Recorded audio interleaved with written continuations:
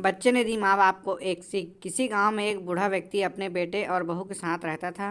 परिवार सुखी संपन्न था, किसी तरह से कोई परेशानी नहीं थी। बूढ़ा बाप जो किसी समय में अच्छा खासा नौजवान था, आज बुढ़ापे से हार गया था।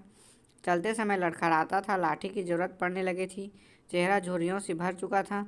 सब अपना जीवन किसी तरह व्यतीत कर रहे थे। घर में एक चीज़ अच्छी थी कि शाम को खाना खाते समय पूरा परिवार एक साथ टेबल में बैठकर खाना खाता था। एक दिन ऐसे ही शाम को जब सारे लोग खाना खाने बैठे, बेटा ऑफिस से आया, भूख ज़्यादा थी सो जल्दी खाना खाने बैठ गया और साथ में बहू उसका एक बेटा भी खाना खाने लगे। बूढ़े हाथ जैसे ही थाली उठाने के लिए हुए, थाली से छिटक गई। थोड़ी दाल टेबल पर गिर गई। बहू बेटे ने घृणा की दृष्टि से पिता की ओर देखा और फिर से अपना खाना खाने लग गए। बूढ़े पिता ने जैसे ही अपने हिलते हुए हाथों से खाना शुरू किया तो खाना कभी कपड़ों पर गिरता, कभी जमीन पर।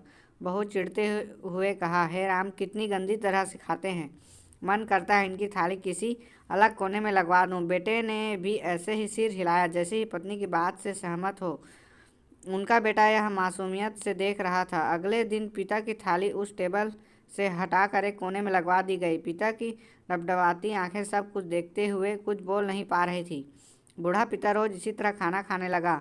खाना कभी इधर गिरता, कभी उधर गिरता। छोटा बच्चा अपना खाना छोड़कर लगातार अपने दादा की तरफ देख रहा था। माँ ने पूछा, क्या हुआ बेटा, तुम दादा की तरफ क्या देख रहे हो? खाना क्यों नहीं खा रहे हो? बच्चा बड़ी मासूमियत से बोला, माँ, मैं सीख रहा हूँ कि वृद्धों के साथ कैसा व्यवहार करना चाहिए।